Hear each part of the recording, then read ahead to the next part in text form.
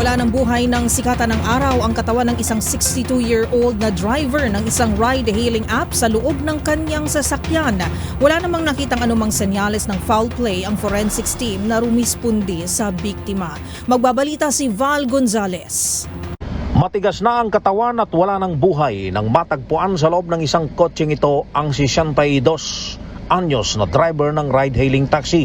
Natagpuan ng hindi pa pinapangalan ng lalaki, mainit ng sikat ng araw sa kahabaan ng Senador Miriam Defensor Avenue, Quezon City na dating Agham Road sa pagsisiyasat ng mga operatiba ng Scene of the Crime Operatives na OSOCO. Walang external injury ang biktima, sabi ng kasamahan ng TNVS driver.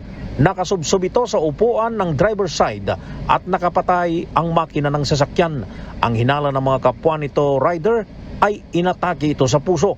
Ayon sa operator ng biktima, huling booking ng driver ay kagabi pa. Kilala na raw ito sa lugar dahil dito ito laging nagkakape. Nagsasagawa pa ng investigasyon ng SOCO para malaman kung ano talaga ang dahilan ng pagkamatay ng senior citizen na TNVS driver. Para sa MBC TV Network News, ako si Val Gonzalez, DZRH, una sa Pilipinas, una sa Pilipino.